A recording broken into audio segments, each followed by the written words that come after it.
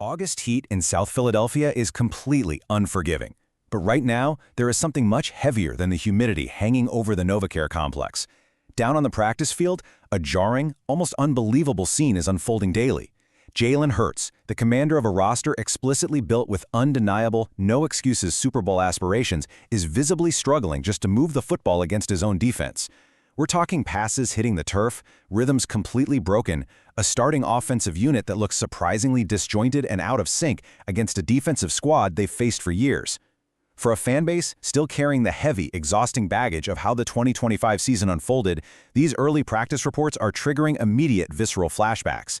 Look, this isn't just your standard slow August start. What we are witnessing right now is a stark, sobering reality check for a franchise that demands absolute excellence, and it's happening just weeks before the live bullets of Week 1 start flying. Okay, let's dive into exactly what's happening.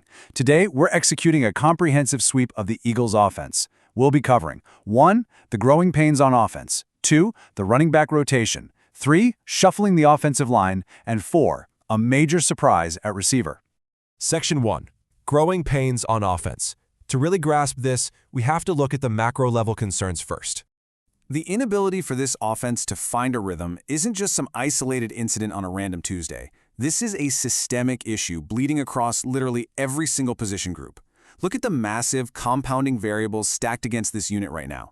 The Eagles are navigating a complete, top-to-bottom schematic overhaul under their new offensive coordinator, Sean Mannion, but it goes deeper than the playbook. The offensive line, which has been the absolute bedrock, the entire identity of this franchise for nearly a decade, is working under a new position coach for the first time in any of their careers in Philadelphia. That is a massive cultural shift in the trenches. Now, combine those massive structural changes with the fact that multiple key starting players are currently sidelined with injuries, and you have a perfect recipe for offensive stagnation. The struggles we're seeing aren't just about poor individual execution or guys not trying hard enough. They are deeply rooted in systematic changes. The endless cycle of offensive coordinators in Philadelphia has become a known hurdle, and this year, the learning curve is looking incredibly steep. Head coach Nick Sirianni actually addressed the media to provide some crucial context for all this mounting anxiety, and his quote here perfectly frames the reality of the situation. He said the guys are doing a good job with the terminology, but then he compared the whole process to, quote, learning a new language. Think about that for a second. This isn't just about running faster, jumping higher, or throwing the ball harder. It is about fundamentally rewiring how these 11 players communicate with each other in real time under pressure. In the National Football League, a single mistranslation in this new language doesn't just mean a sloppy play. It results in a completely busted assignment, a simulated sack on your franchise quarterback, or a critical dropped pass on third down. Sirianni also peeled back the curtain on their actual installation timeline, which is absolutely fascinating. The offense is currently navigating this grueling 10-day install period. Right now, they are only on day 4 of this specific progression. So put yourself in the player's shoes. This means that half of what they are running in practice today is entirely new information they just learned in the classroom, and the rest of it is a frantic, high-speed review of concepts introduced just 48 hours prior. Your brain is absolutely swimming, while a 250-pound edge rusher is bearing down on you. The friction, the disjointed timing, the sloppy execution, these are actually the painful necessary byproducts of installing Sean Mannion's system from the ground up. It's the architectural phase, and as anyone who has ever built a house knows, the construction site is always incredibly messy before the final product is ready. Section 2. The running back rotation. Let's shift our focus to the backfield, because these systemic issues are actively exposing some individual vulnerabilities. While everyone is focused on Saquon Barkley as the undisputed lead guy, a brutal battle for professional survival is taking place right behind him. What's really interesting here is the cinematic tension of Will Shipley literally fighting for his career life. Shipley came into 2026 with the inside track to be the undisputed third down back. His job was to step in for Barkley on those crucial, obvious passing downs. But the reports are clear. He is actively dropping the football in camp. And if there's one universal truth in the NFL, it's that hesitation invites competition. Enter Tank Bigsby. He's a physical, punishing runner added right before Week 1 last year, and his rushing touches are already projected to increase in Mannion's specific scheme. And right next to him is Dameon Pierce, a veteran who is absolutely desperate to recapture the explosive, angry running style he showed as a rookie down in Houston. These guys are hungry. They are waiting in the wings, and they are aggressively capitalizing on every single one of Shipley's early mistakes. 117. Let that number sink in for a moment. That is Will Shipley's career-best professional rushing output for a single season, achieved on just 34 total touches, and he is now entering year 3. You have to understand the ruthless economy of NFL running backs. If you are a running back and you fall out of the regular rotation in your third season, you almost never recover to secure a lucrative long-term role anywhere else in the league. The window slams shut incredibly fast. Now, his spot on Michael Clay's special teams unit likely keeps him from being an outright roster cut casualty in August. But his path to being a meaningful, trusted offensive contributor on this team is closing fast if he cannot consistently secure the football. Section 3. Shuffling the offensive line. The intense pressure of camp isn't just contained to the skill positions. We pivot now to the trenches, where the margin for error is literally measured in inches. Before we talk about the players involved, we have to establish the critical importance of a swing tackle. This isn't just a bench warmer. This is the ultimate insurance policy. It's a highly versatile alignment tasked with seamlessly stepping into either the left or right tackle spot the second a starter goes down. And in Philadelphia, a city that builds its entire football identity on dominating the line of scrimmage and protecting the quarterback, this role is viewed internally as a starting caliber position. For years, veteran Fred Johnson was the undisputed, trusted owner of this exact title. But look at the dramatic, downward trajectory of Fred Johnson's career arc over the last few seasons. In 2024, he was a hero in this city. He played in 21 games, made 6 absolutely crucial starts, and helped pave the way for the Eagles' Super Bowl championship squad. He was indispensable. Then, in 2025, he rarely tried to parlay that championship success into a full-time, highly paid starting gig down in Jacksonville. But the experiment failed. It just didn't work out. He returned to Philly via trade, playing 18 games, but the results were noticeably diminished. Now, here we are in the summer of 2026, and the bottom seems to be falling out entirely. With the legendary Lane Johnson temporarily sidelined with an injury, Fred Johnson was fully expected to step up and anchor the right side. Instead, he has been officially relegated to the second unit. He is visibly struggling with the speed of the edge rushers, and he's giving up simulated sacks in full 11-on-11 drills. For veteran linemen, giving up practice sacks is a glaring red flag.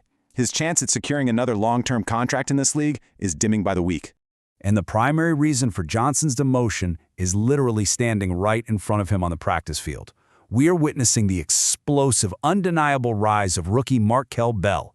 The Eagles drafted Bell in the 3rd round this year, and he stepped onto the field confidently wearing the legendary number 72. In Philadelphia, wearing 72 is heavy. That number was made famous by Eagles icon Trey Thomas, one of the greatest tackles in franchise history.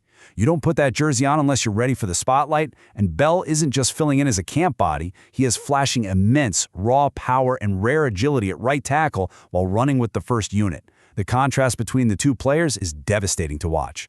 You have a veteran clinging to his past accomplishments and fighting his mechanics, being outright outperformed by a rookie who is fearlessly seizing his moment on the biggest stage. All of this built-in adversity brings us to a massive, overarching question. Think about it. If the offensive line is shuffling its depth chart on the fly, if the running backs are dropping critical check-down passes, and if the entire starting unit is struggling just to speak this dense new language that Sean Mannion has installed, when the pocket inevitably collapses and the pressure is real, who is Jalen Hurts actually trusting to make a play?